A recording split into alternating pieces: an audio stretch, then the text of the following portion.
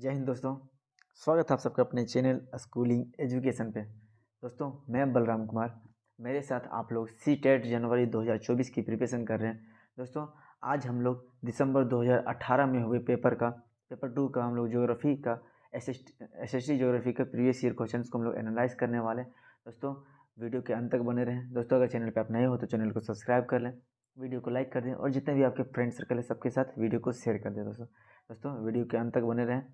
2018 में दोस्तों पेपर जैसे कि ऑफलाइन पेपर हुआ था, तो उसी का हम लोग आज एसएसटी के जो ज्योग्राफी पेपर है उसके हम लोग एनालाइज करेंगे, तो वीडियो के अंत तक बने रहिएगा। ठीक, तो आज दोस्तों पहला प्रश्न जो है, वात दिग्दर्शी विंड वेन का जो प्रयोग का मापन के लिए किसके मापन के लिए किया था? विंड वेन का प्रयोग जो है किसके मापन के लिए था? वायु वेग के मापन के लिए, पहला प्रश्न है ऑप्शन है वायु वेग के मापन के लिए, वायु दाब का मापन के लिए, फिर वायु की दिशा के मापन के लिए, या फिर वायु के तापमान के मापन के लिए। दोस्तों कमेंट बॉक्स में आप लोग कमेंट करें कि इसका ऑप्शन क्या होगा। विंड वेन का उपयोग किसके लिए किया था? वायु की दिशा या मापन के लिए, वायु के दाब मापन के लिए, वायु के तापमान मापन के लिए। तो इसका जो ऑप्शन है दोस्तों सही ऑप्शन हो जाएगा आपके वायु की दिशा मापन के लिए। ऑप्शन नंबर 3 इसका हो जाएगा वायु की दिशा मापन के लिए।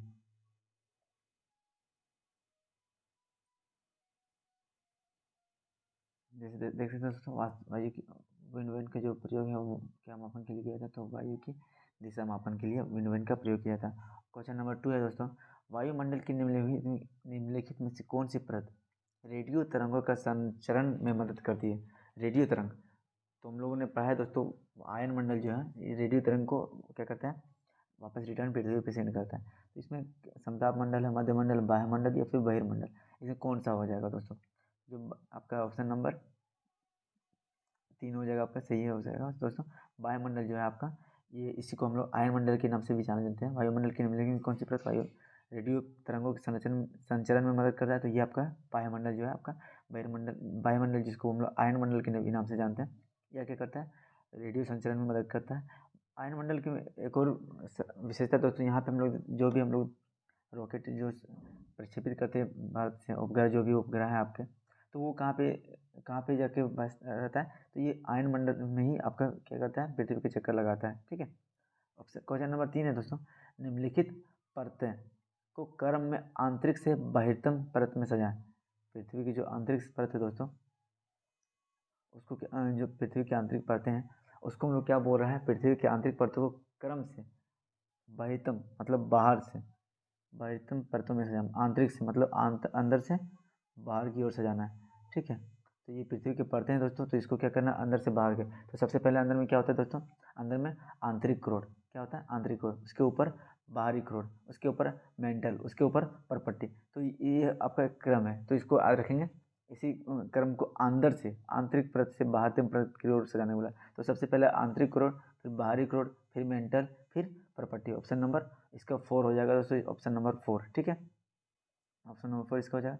फिर दिए गए हैं क्वेश्चन नंबर जो 4 है, दिए गए आरेख में सूर्य, पृथ्वी और चंद्रमा की स्थिति को ध्यान से देखिए और बताइए क्या दर्शाता है। यहाँ पे आपका सूर्य हो गया, ठीक है, यहाँ पे आपका क्या हो गया? सूर्य, ठीक, यह पृथ्वी है और यह चंद्रमा है। तो इस तरह जो आकृति बनती है जिस टाइम पे, उस टाइम पे क्या दर्शाता है?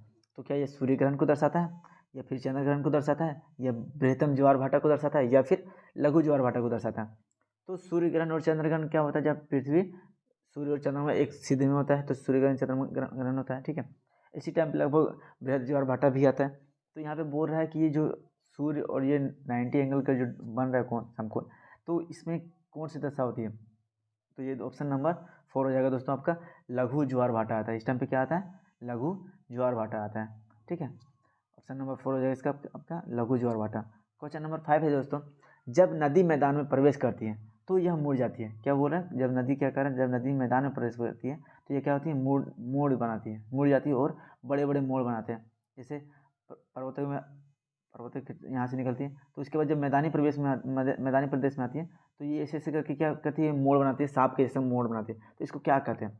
क्या इसको तटबंध बोलते हैं, या बाढ़ का मैदान बोलते हैं, या विसर्प बोलते हैं, या फिर चाप झील बोलते हैं? दोस्तों हमेशा कुछ प्रश्न है, जैसे नदी द्वारा बनने वाली कृति, पवन द्वारा बनने वाली कृति, हिमनद द्वारा बनने वाली कृति, तरंग द्वारा बनने वाली कृति। ठीक है, इसको याद रखेंगे दोस्तों, ये सर प्रश्न हमेशा एग्जाम्स में आएंगे आपके। ठीक है। तो यहाँ पे बोला नदी के मैदान में जब प्रवेश करती है तो मुड़ जाती है और इन बड़े बड़े मोड़ बनाती है, इसको क्या बोलते हैं? ये जो मोड़ बन रहे हैं आपके, इसको क्या बोलते हैं? तो ऑप्शन नंबर क्या हो जाएगा दोस्तों? इसका विसर्प हो जाएगा, ठीक है। ऑप्शन नंबर 3, इसको हम लोग विसर्प के नाम से भी जानते हैं, ठीक है। नेक्स्ट प्रश्न क्वेश्चन नंबर 6 है, अधिकांश दुर्गम क्षेत्रों में आपदाओं के समय लोगों को बचने और भोजन, जल, कपड़े और दवाओं को वितरित करने के लिए यातायात के कौन से साधन सबसे बेहद उपयोगी है? ठीक है। अधिकांश जो दुर्गम क्षेत्र हैं, जब भी कभी आपदाएं आती हैं दुर्गम क्षेत्र, जैसे आपके पर्वतीय क्षेत्र हो गए या फिर मैदानी क्षेत्र में ही जब बाढ़ आ जाती है, तो उस आपदाओं के समय जो बचाने के लिए भोजन, जल, कपड़े, दवाओं वितरण करने के लिए कौन सा सबसे ज़्यादा बेहद उपयोगी होगा? क्या वायु मार्ग होगा, रेल मार्ग होगा, सड़क मार्ग होगा या जल मार्ग होगा? ऑप्शन नंबर क्या हो जाएगा दोस्तों? कमेंट बॉक्स में बताएंगे आप लोग। इसका जो ऑप्शन राइट ऑप्शन हो जाएगा दोस्तों, ये वायु मार्ग होगा। क्यों होगा? जैसे सड़क मार्ग हो गया, जल मार्ग हो गया और रेल मार्ग, तो ये तो आपके क्या हो, जब बाढ़ आएगा दोस्तों, क्या सड़क मार्ग से पहुंचा जा सकता है, रेल मार्ग से पहुंचा जा सकता है? बाढ़ के टाइम तो बाढ़ के समय तो, और या फिर भूस्खलन के टाइम पे तो सड़क मार्ग और रेल मार्ग तो बाधित हो ही जाते हैं। तो सबसे बेस्ट जो है वो आपके क्या हो जाएगा? वायु मार्ग के द्वारा हम लोग पहुँचाया जा सकता है, क्योंकि इसकी हेलीकॉप्टर, पवन हेलीकॉप्टर का शुरुआत जो दोस्तों इसी के लिए किया था। और पवन हेलीकॉप्टर को जो नॉर्थ ईस्ट जो क्षेत्र है, उत्तर पूर्वी राज्य, वहाँ पे क्या बोलते हैं, परिवहन को सुलभ बनाने के लिए किया गया था, ठीक है। तो इसका राइट ऑप्शन हो जाएगा, क्या हो जाएगा आपका? वायु मार्ग। अधिकांश दुर्गम क्षेत्रों में आपदाओं के समय लोगों को बचाने, भोजन और जल, कपड़े और दवाओं को वितरित करने के लिए यातायात का सबसे बेहद उपयोगी साधन क्या है? वायु मार्ग है, ठीक है। Option number 1। नेक्स्ट क्वेश्चन है, भूगोल की वह शाखा जो विशिष्ट मानव जनसंख्या की संरचना के विषय से संबंधित है, क्या कहलाती है? जो भूगोल की वह शाखा जो मानव जनसंख्या से संबंधित है, संरचना से संबंधित, को क्या है? क्या नगरीय भूगोल है, जैव भूगोल, जनसांख्यिकी भूगोल या फिर मानव भूगोल? तो इसको क्या बोलते हैं दोस्तों? जनसांख्यिकी भूगोल। क्या बोलते हैं? जनसांख्यिकी। ऑप्शन नंबर 3 हो जाएगा आपका। भूगोल जनसांख्यिकी क्या है? भूगोल की वह शाखा है जो विशिष्ट मानव जनसंख्या की संरचना के विषय में संबंधित है, ठीक। नगरीय भूगोल में हम लोग क्या अध्ययन करते हैं? तो नगरीय भूगोल में हम लोग अध्ययन करते हैं नगरों की संरचना के बारे में, किस प्रकार के वहाँ बसावट है, किस प्रकार की जनसंख्या क्षेत्र है वहाँ पे, उसके बारे में अध्ययन करते हैं, ठीक है। जैव भूगोल में हम लोग परिस्थिति के बारे में अध्ययन करते हैं, पारिस्थितिक तंत्र के बारे में अध्ययन करते हैं। मानव भूगोल में मानव और मानव क्रियाकलाप के बारे में अध्ययन करते हैं, ठीक है। मानव और प्रकृति के संबंध के बारे में अध्ययन करते हैं। तो जनसंख्या भूगोल में मानव की संरचना और जनसंख्या के बारे में अध्ययन करते हैं, ठीक है। ऑप्शन नंबर 3 हो जाएगा, 7 का ऑप्शन नंबर 3। नेक्स्ट क्वेश्चन है 8 नंबर, अभिकथन दिया है और कथन और कारण दिया। अभिकथन और कारण में हम लोग एक चीज़ याद रखेंगे दोस्तों, जो कथन है वो सही है, कारण सही है या नहीं, दोनों देखना है, ठीक है। पहला क्या देखना है? दोनों सही है या फिर नहीं, ठीक। उसके बाद देखना है कि दोनों में क्योंकि का संबंध है या नहीं, ठीक है। क्योंकि का संबंध हो, क्या हो? क्योंकि का संबंध हो, दोनों इम्पोर्टेंट है। पहले तो ये है कि कथन सही हो या कारण सही हो, दोनों सही हो। दोनों सही होने के बाद क्या दोनों में क्योंकि का संबंध है? उसके बाद ये भी देखना है कि कौन सा गलत है, ठीक है, और गलत कौन सा है। ये 3 चीज़ इम्पोर्टेंट है जो इसमें ध्यान रखने वाली बात है, कि सही दोनों सही हो, क्योंकि संबंध हो, या फिर दोनों में से गलत हो तो कौन सा गलत है। ये चीज़ हम लोग ध्यान में नोटिस रखेंगे, ठीक। तो पहला प्रश्न है, सूर्य गुजरात में अरुणाचल प्रदेश से 2 घंटे बाद अस्त होता है। क्या बोल रहा है? सूर्य जो है गुजरात में अरुणाचल प्रदेश के 2 घंटे बाद अस्त होता है, कथन कह रहा है। कारण में क्या कह रहा है? अरुणाचल प्रदेश गुजरात की तुलना में उच्च अक्षांश पर स्थित है। दिए गए विकल्पों के सही चयन कीजिए। ऑप्शन नंबर ए और आर दोनों सत्य है, मतलब अभिकथन और कारण दोनों सत्य है, और आर जो अभिकथन कारण है वो अभिकथन को स्पष्ट करता है। ऑप्शन नंबर 2 पे है, अभिकथन और कारण दोनों सत्य है लेकिन दोनों स्पष्ट नहीं कर रहा है। ऑप्शन 3 नंबर में है, अभिकथन सही है, आर गलत है। ऑप्शन नंबर 4 में है, अभिकथन असत्य है और आर गलत है, मतलब कारण गलत है। इसका क्या हो जाएगा सही ऑप्शन दोस्तों? तो जो सूर्य हम लोग देखते हैं, सूर्य जो है गुजरात में अरुणाचल प्रदेश से लगभग 2 घंटे बाद अस्त होता है। हाँ होता है, 2 घंटे पहले अरुणाचल प्रदेश में सूर्योदय भी होता है और गुजरात में 2 घंटे बाद सूर्योदय होता है। अरुणाचल प्रदेश में 2 घंटे पहले अस्त हो जाता है, गुजरात में 2 घंटे बाद अस्त होता है। ये मतलब अभिकथन क्या है? सही है। अब कारण में देखते हैं हम लोग दोस्तों, अरुणाचल प्रदेश गुजरात की तुलना में उच्च अक्षांश पे स्थित है। अक्षांश की बात कर रहे हैं यहाँ पे दोस्तों, क्या यहाँ पे अक्षांश की ज़रूरत है? पर देख लेते हैं। गुजरात जो है आपका निम्न अक्षांश में है और जो अरुणाचल प्रदेश है उच्च अक्षांश पे है। ये भी कारण भी सही है, लेकिन क्या ये स्पष्ट व्याख्या कर रहा है? नहीं कर रहा है, क्योंकि जो ये देशांतर समय की बात है, ठीक है, वो किस पे रिलेटेड है? अक्षांश पे नहीं है, किस पे रिलेटेड है? तो ये रिलेटेड है आपका देशांतर पे, ठीक है। कथन और कारण दोनों सत्य है, लेकिन ये क्या कर रहा है? दोनों स्पष्ट नहीं कर रहा है। ऑप्शन नंबर क्या हो जाएगा? ऑप्शन नंबर 2 हो जाएगा। कथन और कारण दोनों सत्य है, लेकिन कारण जो है स्पष्ट नहीं कर रहा है। यहाँ पे उच्च अक्षांश, अगर यहाँ पे देशांतर दिया होता तो सही हो जाता दोस्तों कारण, ठीक है। लेकिन यहाँ पे क्या है, कारण क्या हो रहा है? वो कारण भी सही है, उच्च अक्षांश, अरुणाचल प्रदेश उच्च अक्षांश पे स्थित है, गुजरात निम्न अक्षांश पे स्थित है, लेकिन पर यहाँ पे देशांतर की बात होनी चाहिए थी, ठीक है। ऑप्शन नंबर 2 हो जाएगा इसका। अब नेक्स्ट क्वेश्चन है, निम्न में से कौन सा ऊर्जा का गैर परंपरागत स्रोत है?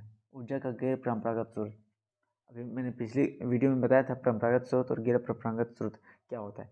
तो इसमें गैर परंपरागत स्रोत और परंपरागत स्रोत वो है जो शुरुआत से चले आ रहे हैं, जो लोग यूज कर रहे हैं, जो क्या बोल सकते हैं, एक इसका लिमिट है, पृथ्वी से खोद के निकाल रहे हैं उसका, फिर उसको उपयोग कर रहे हैं। जैसे आपका ईंधन क्या हो गया आपका? परंपरागत स्रोत। प्राकृतिक गैस गैर परंपरागत स्रोत, ठीक है। कोयला परंपरागत स्रोत। उसके बाद आपका पेट्रोलियम परंपरागत स्रोत। ये आपके क्या है, इसको हम लोग धरती से, धरातल से खोद के निकाल रहे हैं खनन के माध्यम से, और इसका उपयोग कर रहे हैं, शुरू से चला रहे हैं। लेकिन गैर परंपरागत स्रोत क्या है? वैसे ऊर्जा के स्रोत जिसका हम लोग बाह्य सोर्स से हम लोग यूज कर रहे हैं। जैसे हम लोग बोल सकते हैं सूर्य की रोशनी, सौर ऊर्जा हो गया, पवन ऊर्जा हो गया, इसका नवीनतम खोज के द्वारा इसका उत्पादन किया जा रहा है, ठीक है। और इसका क्या होगा, ये एक नवीकरणीय संसाधन भी है। गैर परंपरागत क्या है? कैसा संसाधन है? तो ये नवीकरणीय संसाधन है, जो हम लोग इसका लिमिट नहीं है, अनलिमिटेड है, कितना भी यूज कर सकते हैं, ठीक है। तो इसका सही ऑप्शन क्या हो जाएगा आपका गैर परंपरागत स्रोत का? तो ऑप्शन नंबर 3 सौर ऊर्जा आपका क्या है? गैर परंपरागत स्रोत का उत्पादन है। परंपरागत स्रोत दोस्तों वो अनवीकरणीय संसाधन है, गैर परंपरागत स्रोत नवीकरणीय संसाधन है, याद रखेंगे, ठीक। क्वेश्चन नंबर 10 है दोस्तों, विशेष रूप से निर्मित टैंकों और तालाबों में मछली का प्रजनन कहलाता है। मछली का प्रजनन क्या कहलाता है? जो हम लोग विशेष रूप से निर्मित टैंक जो है, मानव निर्मित टैंक और तालाब में मछली का प्रजनन करते हैं, उसको क्या बोलते हैं? तो इसको हम लोग क्या बोलते हैं? पीसीकल्चर बोलते हैं, ठीक है। पीसीकल्चर मतलब क्या है? आपका मछली का उत्पादन से संबंधित है। Option number 4। क्वेश्चन नंबर 11 जो है, स्थल का एक संकरा भाग जो दो स्थलीय भागों को एक दूसरे से जोड़ता है, उसको क्या कहते हैं? एक है दोस्तों, क्या इसको जल संधि कहते हैं, स्थल संधि कहते हैं, द्वीप कहते हैं, या खाड़ी कहते हैं? जैसे दोस्तों ये हो गया आपका एक स्थलीय खंड हो गया, ठीक है। ये पतला सा सिरा ये आपको जोड़ रहा है दूसरे से, ठीक है, दूसरे महाद्वीप से। एक स्थलखंड दो स्थलीय भाग को जोड़ रहा है, पतला सा सिरा जोड़ रहा है, इसको हम लोग क्या बोलेंगे? ठीक है, तो इसको क्या बोलेंगे? स्थल संधि बोलेंगे, या जल संधि बोलेंगे, द्वीप से बोलेंगे, या फिर खाड़ी बोलेंगे? तो जोड़ना मतलब संधि करना, ठीक है। यहाँ पे ऑप्शन में देखेंगे, ऑप्शन नंबर 2 हो जाएगा इसका, स्थल संधि। स्थल मतलब जमीन, ठीक है, संधि मतलब जोड़ना। तो जब दो स्थलों को जोड़ रहा है तो उसको क्या बोलेंगे? स्थल संधि बोलेंगे। वही दो बड़ा महासागर है, ठीक है, दो द्वीप है, पतला सा द्वीप, दो द्वीप है, और इसके बीच में एक पतली जो सरिता जो है नहर, वो उसको जोड़ रही है, महासागरों को जोड़ रही है, महासागर है। तो इसको क्या बोलेंगे हम लोग? उसको जल संधि बोलेंगे। जल, ठीक है, पानी, और संधि मतलब जोड़ना। तो जो दो जलीय भाग को जोड़ रहा है उसको क्या बोलेंगे? जल संधि बोलेंगे। और जो स्थलीय भाग को जोड़ रहा है उसको क्या बोलेंगे? स्थल संधि बोलेंगे, ठीक है। ऑप्शन नंबर इसका क्या हो जाएगा? 2, 11 का। नेक्स्ट प्रश्न है दोस्तों, निम्नलिखित में से कौन सा महाद्वीप आकार में सबसे छोटा है? कौन सा महाद्वीप आकार में सबसे छोटा है? तो क्या ऑस्ट्रेलिया, दक्षिणी अमेरिका, उत्तरी अफ्रीका, या फिर यूरोप? तो इसमें से सबसे छोटा महाद्वीप कौन सा आकार में दोस्तों? तो ऑस्ट्रेलिया आपका सबसे छोटा महाद्वीप है, ठीक है। सबसे बड़ा महाद्वीप कौन सा है? तो सबसे बड़ा क्या है? एशिया, ठीक है। सेकेंड नंबर पे अफ्रीका, ठीक है। तो इसको याद रखेंगे, क्रम से इसको याद रखेंगे। नेक्स्ट प्रश्न है दोस्तों, गोबी का मरुस्थल कहाँ स्थित है? गोबी का मरुस्थल कहाँ स्थित है दोस्तों? तो गोबी का मरुस्थल एशिया में स्थित है। एशिया में कहाँ पे दोस्तों? तो चीन और मंगोलिया दोनों में स्थित है। चीन और मंगोलिया दोनों में, ठीक है, मंगोलिया और चीन की सीमा पे है दोस्तों गोबी कमरो स्थल। नेक्स्ट प्रश्न, निम्नलिखित में से कौन सा देश विश्व में चावल का सबसे बड़ा उत्पादक है? चावल का सबसे बड़ा उत्पादक विश्व में कौन सा है दोस्तों? तो चावल का सबसे बड़ा उत्पादक आपका चीन है, फिर भारत है, उसके बाद फिर इंडोनेशिया है। ठीक है, तो ये आपके चीन के चावल के सबसे बड़े उत्पादक देश है, चीन सबसे हो जाएगा ऑप्शन नंबर 1। ठीक, निम्नलिखित में से कौन सा भारतीय राज्य लौह अयस्क का उत्पादन नहीं करता है? ऑप्शन में है आपके मध्य प्रदेश, सेकंड में है बिहार, थर्ड में है झारखंड और फोर्थ में है उड़ीसा। निम्नलिखित में कौन सा राज्य जो है भारतीय राज्य लौह अयस्क का उत्पादन नहीं करता है दोस्तों? तो बिहार जो है आपका लौह अयस्क का उत्पादन नहीं करता है। झारखंड में लौह अयस्क का उत्पादन होता है, उड़ीसा में लौह अयस्क का उत्पादन होता है, मध्य प्रदेश में भी लौह अयस्क का उत्पादन होता है, लेकिन बिहार में लौह अयस्क का उत्पादन नहीं होता है। ऑप्शन नंबर 2 इसका हो जाएगा सही आंसर। अच्छा दोस्तों, अगर वीडियो को अच्छी लगी हो तो वीडियो को लाइक करें, कमेंट में बताएं वीडियो कैसी थी, और कमेंट में ये भी बताएं दोस्तों कि आपने कितने प्रश्न सही किए। और दोस्तों अपने दोस्तों को ज़्यादा से ज़्यादा वीडियो को शेयर करें। जय हिंद, जय भारत।